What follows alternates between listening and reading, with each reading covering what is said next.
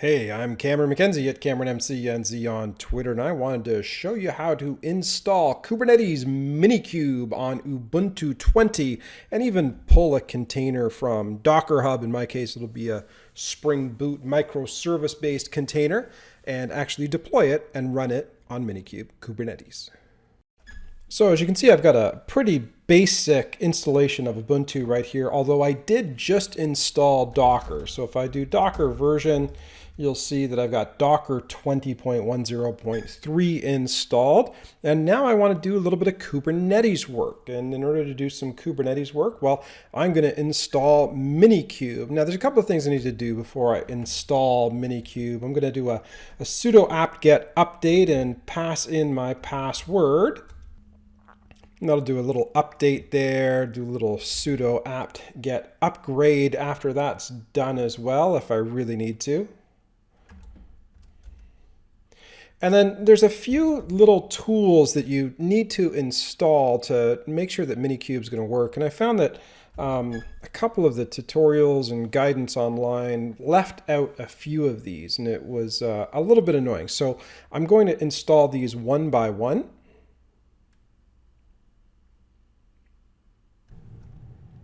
And with that concluded, there's a few things that I want to install here. So as I mentioned, a couple of these things have already been installed, I believe, when I installed Docker. So right now I'm installing socat. I'm just going to demonstrate a install of curl, but that's all been installed already. And I believe that when I did the HTTPS installation, I had the app transporter there. I don't think I've got conntrack in, and this one you're going to need if you do some port forwarding. So that one's important, and that was just so you saw conntrack there. And then finally, I'm going to install a VirtualBox.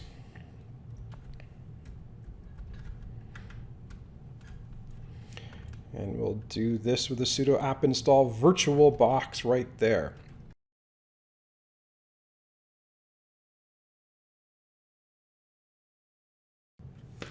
And so now it's time to actually just download, go and download Minikube. So that's the next step here. So I'm going to paste in this URL, do the wget on the Minikube latest release. And so that's going to do a little bit of a download there. Once the download is complete, I'm actually going to copy that file to user local bin Minikube. And so I do this command, sudo copy Minikube Linux AMD64 to this Minikube directory. And then, of course, we want to have rights to be able to execute that file. So after it's copied, I need to change the user rights to it so that we can actually execute that.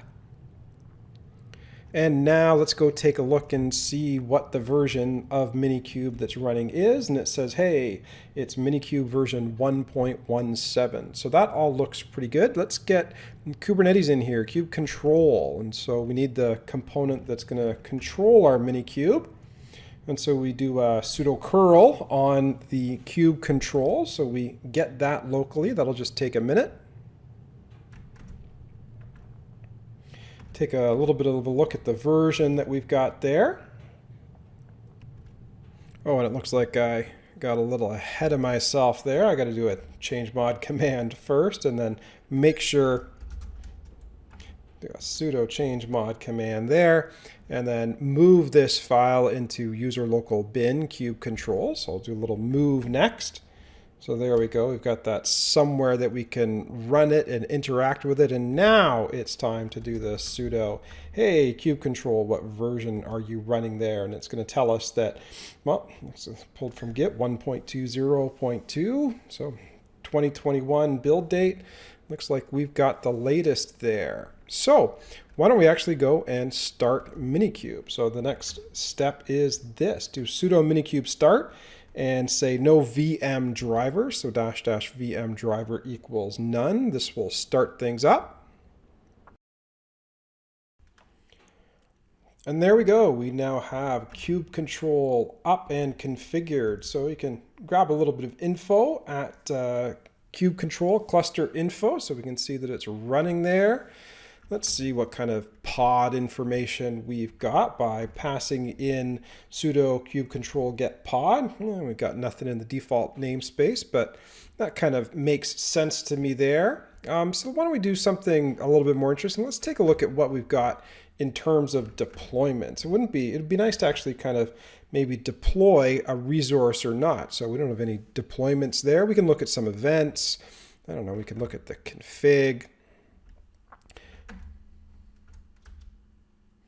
So this is all interesting. I do have some Docker images available. So I'm going to take a look at some of my Docker images here.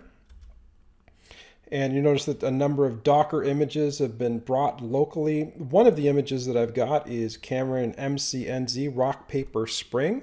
So I was thinking I might actually try to go ahead and deploy that. So I'm going to open up a new terminal window and see if I can't deploy that particular container onto this local Minikube. So first step here is to go in and create a deployment. So I'm going to go sudo kubectl create deployment. RPS node stands for rock, paper, scissors. And the image is Cameron McKenzie / rock, paper, spring, which you can see is right up there. And that is created. You can take a look at the pods that are created and associated with it. So we've got one there associated with RPS. Take a look at the config as well if we really wanted to. I think I'll skip over that. Let's expose that on port 8080. So we'll expose the deployment so that we can actually gain access to it. And of course you have to spell these things correctly. So that's Kubectl. So there we go. We've got the node exposed. And then we do a little bit of port forwarding. So we map port 7070 to port 8080. Sudo kubectl port forward. And if we come over to our browser and go to localhost, in this case it's 7070/index.html, we now get our rock, paper, scissors application. This is the same one that I deployed on the installation of Docker in a previous tutorial, but now we've got it all up and running through Minikube and kubectl. And there you go. That's how you install Minikube Kubernetes on Ubuntu 20. And there you go. That's how easy it is to install Kubernetes Minikube on your Ubuntu 20 workstation. Now, if you enjoyed that tutorial, head over to theserverside.com. I'm the editor-in-chief over there. We've got lots of great tutorials on Ubuntu, Kubernetes, Docker, DevOps, you name it. If you're interested in my personal antics, you can always follow me on Twitter at CameronMCNZ and subscribe on the YouTube.